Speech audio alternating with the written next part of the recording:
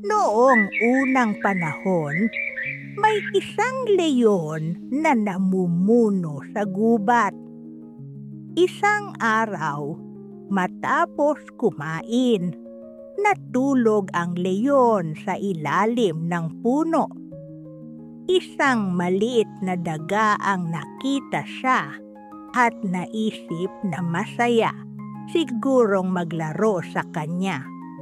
Sinimulan nitong takbuhin pataas at pababa sa natutulog na leyon. Tumakbo ito sa buntot ng leyon at dumulas pababa. Nagising ang leyon ng galit at may malakas na ugong. Hinuli niya ang daga gamit ang kanyang malaking paa. Nagpakasipag ang daga, ngunit hindi siya makatakas. Binuka ng leyon ang kanyang malaking bibig upang lunukin ito. Ginoong Leon, natatakot po ako. Huwag niyo po akong kainin. Patawarin niyo po ako sa pagkakataong ito. Pakiusap, pakawalan niyo po ako. Hindi ko po ito makakalimutan. Siguro balang araw, matutulungan ko rin po kayo. Naaliw ang leyon sa ideya na matutulungan siya ng maliit na daga. Itinaas niya ang paa at pinakawalan nito. Salamat, Ginoong Leon. Hindi ko po makakalimutan ang inyong kabutihan. Maswerte ka, kaibigan, nakakain ko lang. Ngayon, umalis ka. Ngunit huwag mo na akong gambalain muli o kakainin kita. Ilang araw ang lumipas, nag-iikot ang leyon sa gubat. May mga ngaso na naglatag ng bitag upang hulihin siya. Nagtago ang mga ngaso sa likod ng puno. Hinihintay na lumapit ang leyon sa bitag.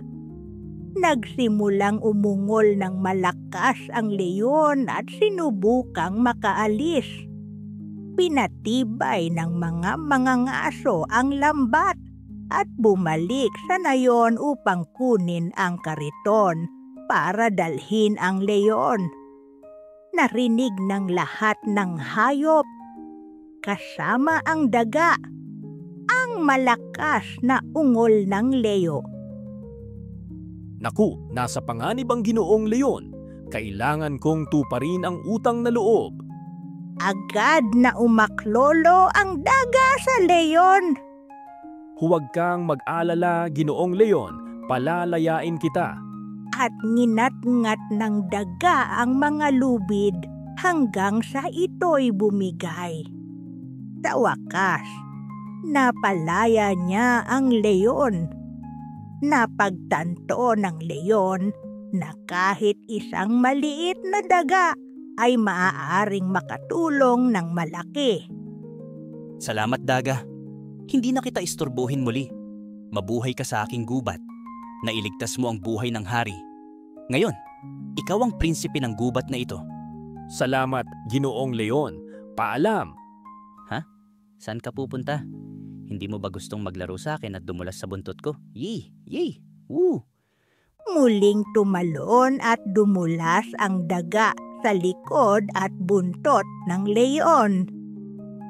Di nagtagal, bumalik ang mga mangangaso, dala ang malaking kariton para dalhin ang leyon. Nakita ng leyon at daga ang mga ito at tumakbo patungo sa kanila. Natakot ang mga mangangaso at tumakbo pabalik sa nayon.